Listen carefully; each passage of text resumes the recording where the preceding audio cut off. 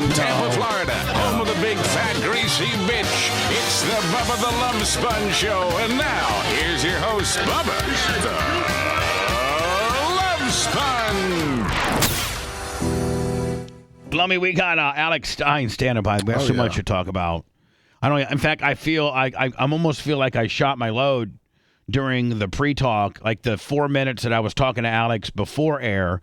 That I feel like I pretty much released all of my comedic and funniness, and that I can't even really bring the topics that I want to bring up organically because we've already talked about them. No, you didn't take your own advice. Well, Stein actually broke the show's fighting because we had a couple losses every time a fighter would come on. We were in a little bit of slump. Oh, that's you're talking about like pro fighters. Yeah, but I mean, Stein's a pro fighter. Yeah, I'm a pro fighter now, but let me wait. Who? I didn't know this. So you guys had a string of losers interviewed? Yeah, like three. Yeah. Last three. Chandler. Like the last three people that we've had on the air, they've lost. Chandler guy, the Chris.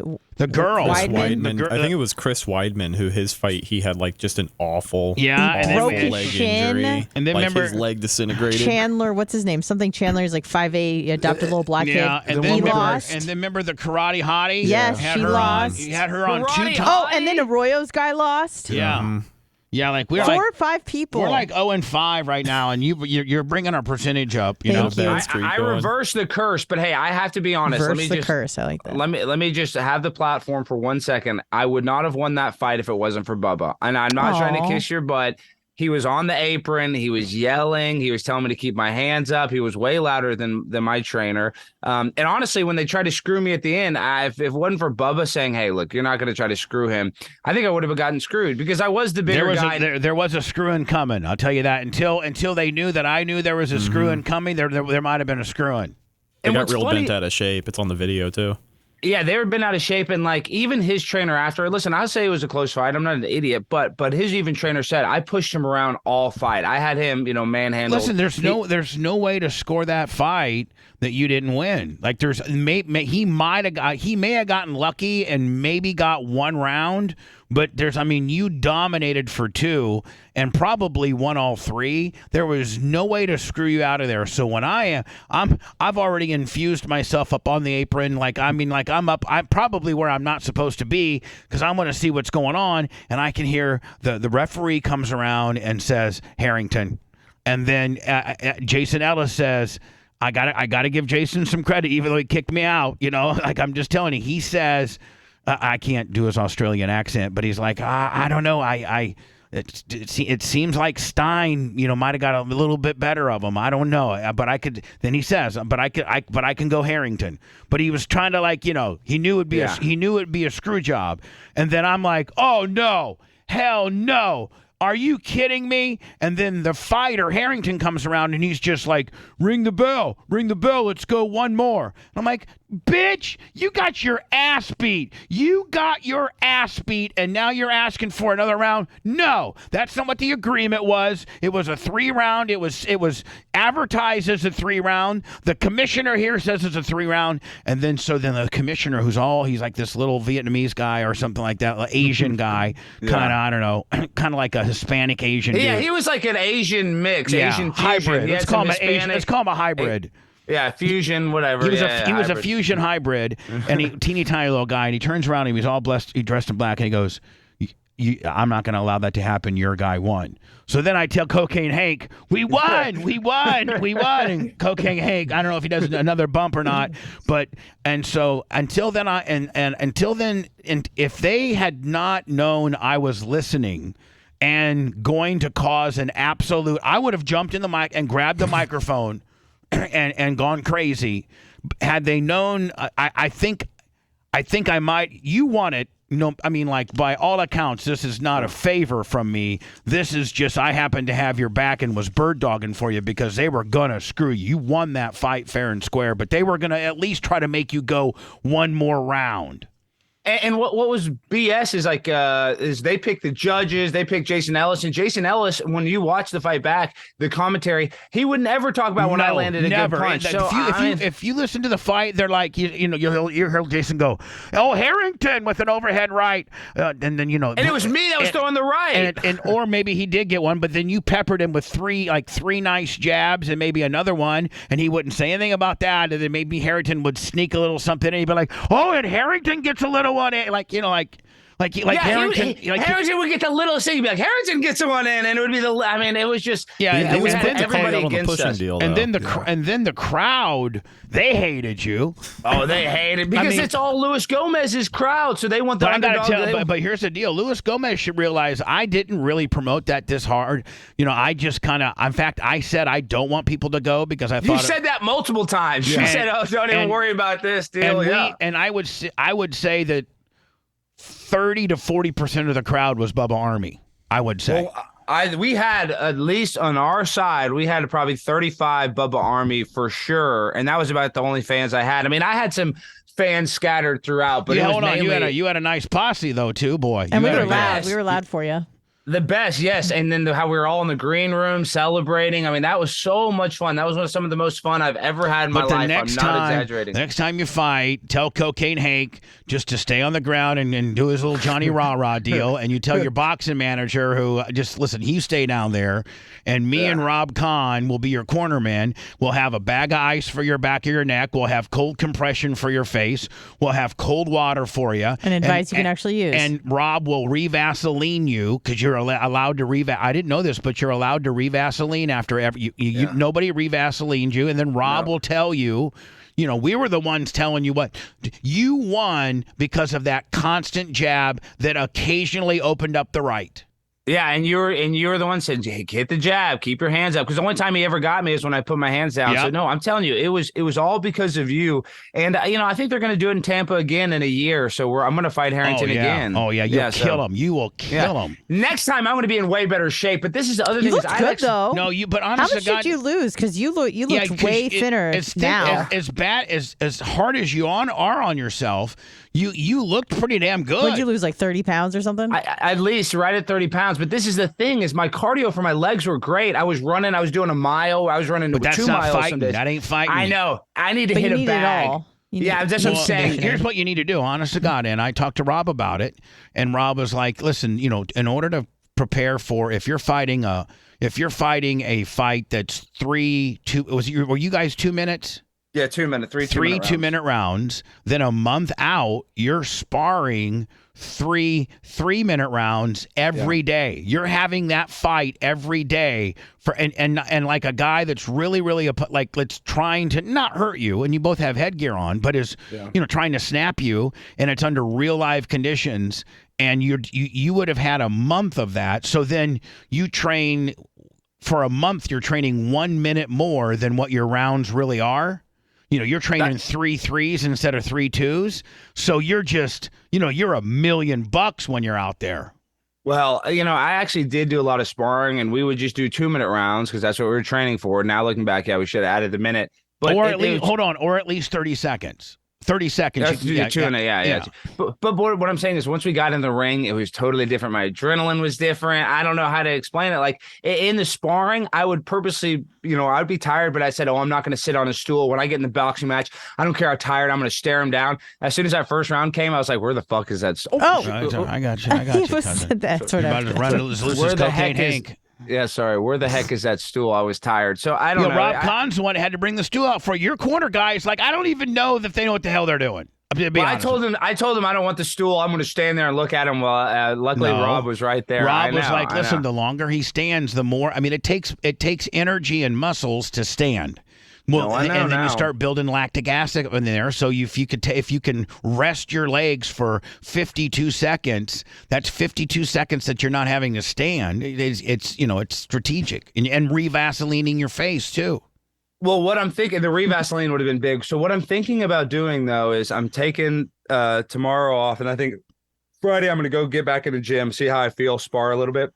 But I think I might go psycho mode and do another fight coming up against some tomato can. I don't know if it's going to be smart or dumb, but I kind of want to see how I feel. Long as you When is win. the fight? Wait, and would it be a local smoker or what? No, it's a real fight at University of Texas of Arlington, UTA, and supposedly there's this competing gym. They got this big 200-pound short fat black man that's liberal. Now hold on. But now hold on. You need to be careful and not get caught. I know. Like what I'm saying is like the only fights you're taking are fights that you know you're going to win. Because the minute that you lose, then the gimmick's over. Well, that's what Jorge Masvidal said to me, the UFC champion. I trained with him before the first fight that got canceled. Gosh, I wish I would have had that fight. Oh, man, I'm just making me sick. Jesus, you hot dog slinging. I know, because that guy didn't even train. Harrington had actually been training, been doing this for 4 years. You'd be 2-0 right now, and you would be in graces with the good company that's got all the good money instead of this job fest that you're part of. It was a job fest. It was straight job fest. But my point is, Masvidal said, take as many easy fights as you can when you get started, because you got to get as many wins. It just gives you credibility. He's like, do not fight people that you think. Don't even fight anybody that is a little bit less than your skill set. Like, you got to fight people that barely can walk into, like, can barely make it up to the ring. You got to fight. You got to fight guys that are bus to the ring, or a walker or a short bus. I mean, seriously. Because the minute that you lose, then the loudmouth conservative right-wing numbnut is officially been defeated. Like, you're done. And then I really need to cool my jets too, because now I'm fighting with this guy Bob Levy, Reverend Bob Levy. I know got Bob. kicked off the house. Yeah, everybody knows Bob. He tried to say, hey, hold on, is Bob your friend or no? Him and I were friends, but I'm friends. This is the Dabbleverse. Lummy, are you there right now, Lummy? Yes, I'm here. Lummy's never told me about the Dabbleverse. We are about to ingratiate Bubba in the Dabbleverse, and we are going to increase his Remember engagement. all these things you were telling me Saturday about Lummy's going to get you hooked up with this guy, and Lummy's going to get you hooked up with that guy? Guess what? Hold on. It's Wednesday, and Lummy has not even uttered a word about any of this stuff. I've been in championship parade mode since about Saturday night. So I'm doing my invoice for Turning Point USA. I flew to Ohio State. I'm about to get on my grind this week. I said Friday I'm going to start training again. Give me a couple days, but I'm going to get freaking Lummy to set you up. Lummy, we need to get Bubba in the Dabbleverse. We need Carl on. Alex, you don't think Bubba's above the Dabbleverse? The hell is the Dabbleverse? Exactly. And that's what you guys would say. That's what you guys would say. But see, that type of egotistical. What is the Dabbleverse? I don't know. I'm looking it up. Well, Bubba, we talked to you about the Dabbleverse when Stein, like 4 or 5 months ago, and it kind of was your feeling when we started saying who it was. I'm not saying that Bubba has to be like talking about the Dabbleverse constantly, like Shuley or Bob or those weirdos. But I'm saying Bubba is like a royalty in the Dabbleverse. If you guys don't understand that, he is as connected to Howard Stern as possible. That's why people like it. It's a mushroom that grew from Howard Stern's fungus. And Bubba is probably the most respected guy in that. So it would be dumb if Bubba didn't actually comment on some of the happenings. So you're saying I might be like a pretty big timer in this Dabbleverse You are thing? above the Dabbleverse. You are above the Dabbleverse. Red has a point, yes, but that still doesn't. That doesn't mean that you shouldn't. I didn't say I was above it. I was saying. Well, no, you really are. I'm saying I do agree with him. Like you really are because let's be honest. You refer to the fungus that grew from Stern. I mean, that's exactly what it is. That's Everybody exactly on what there it gets is. jobbed out and made fun of. Dabbleverse are either fans. That's the whole point. They're either fans of Stern's or they used to work for Stern that just started their own podcast and are not in the good, probably not in the good graces of Howard like I am. It doesn't really matter. It doesn't matter, but it's because you got Stuttering John and you got Shuley. It really, I would say it started. Is it going to help me or not? Yes, it would get you a lot of. It'll get some new eyes on the show for sure. Yes, and it'll bring eyes that were watching it a long time ago, and they're like, "Oh man, Bubba's talking about." Is it going to get more views than the video I have you smoking a Camel Crush? Yes, more views than will. that.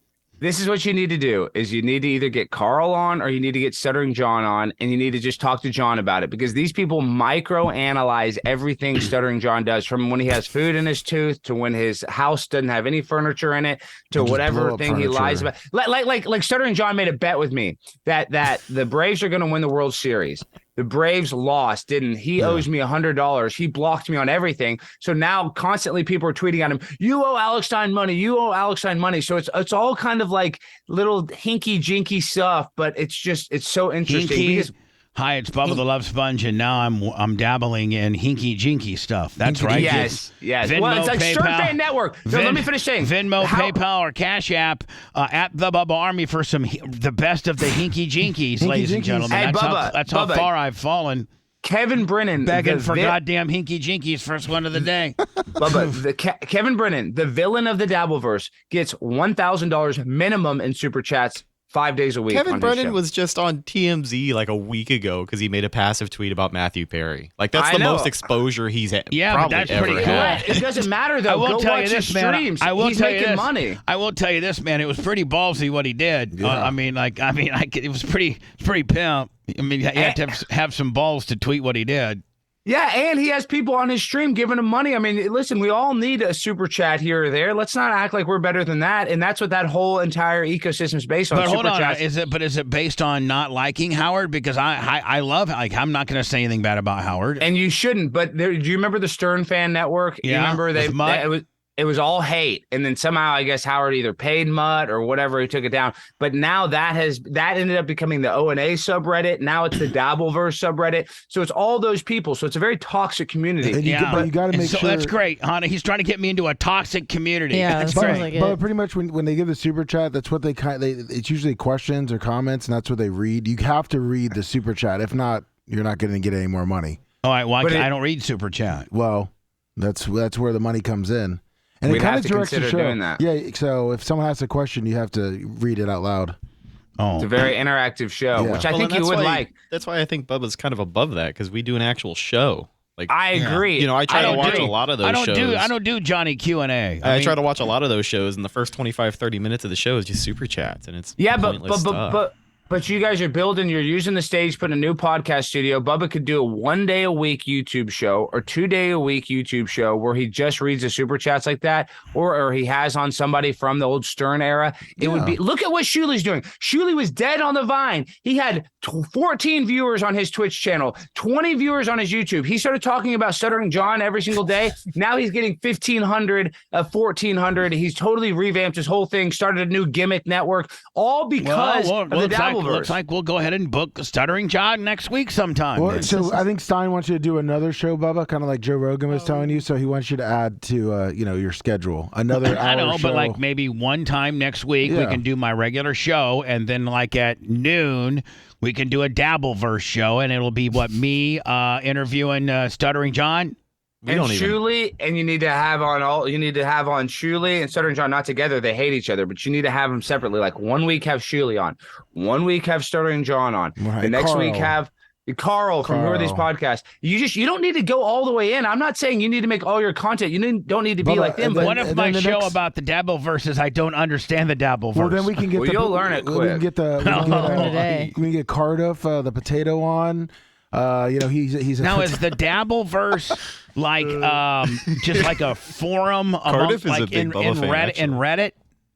Yes, basically. That's right. basically So what it is. It's his whole social media. But there's sphere. multiple. There's like Dabbleverse, the Hackverse, the whatever Shuliverse. They all have. They all have. One, how many people are we talking? And two, is there any money to be made on the deal? You're talking about probably only 20,000 super loyal fans, but I'm talking about diehard Bubba Army Barp fans. That's the best kind of fan. There's more overlap than you would think between the Dabbleverse and the Bubba Army. There's quite a few people that I recognize who are chatting those shows and are up to speed on it. Yeah. I think people would be excited to see Bubba get a little more involved with that. Well, maybe I'll do or at least have John on the show. I would, as a fan, I would be. I'm saying this selfishly as a fan too. I'm not just What trying if I to do Dabbleverse and I'm dumb about, like, I don't know what? Hi, it's Bubba. I'm in Dabbleverse and I don't even know what the hell it is, but I'm here. That's I am. funnier. That's even funnier if you and don't I'm know supposed what's to going hate on. Stuttering John. I'm supposed to hate Shuli. You don't have to do John. anything you don't want to do. You just go with your gut, but you need to start talking to these people and hearing about their little idiosyncrasies and drama that they have between each other. Now, do they hate the judge? Do they hate You can me? be the Dabbleverse judge. I know, but they like you. They like you. Well, no. There's not everybody always. There's people hate me usually. But sometimes people are going to be like, "Oh, blast, blah, Hogan, blah, blah." Some people are going to give you that grief for sure. I get that. I just get that to go into Publix. But you're respected. You're respected. But you're respected in the Dabbleverse. Right, I'm telling you. We're going to start doing the Dabbleverse, whatever that. You know what? Hi, it's Bubba, and I'm going to look at it right in the camera. We're going to start doing the Dabbleverse. Look at my little eyes. Hi, we're going to do the Dabbleverse. Oh, no. All right. Listen, we got to get going. All right, Lummy, I'm gonna and Rhett because Rhett knows. Can you get my guys up to speed on what we're supposed to be doing here? Oh, we know all about the Dabbleverse. They know. Lummy knows exactly. Do we need to have a Dabbleverse meeting? I don't think you should have. No. Yeah, you could have. I think like the more inaugural... we explain it, the more confusing it's going to be for you. Well, that is true. Yeah. That's true. Right, but guys, we got to get Stuttering John. Who's our first guest? Really, John. it should be.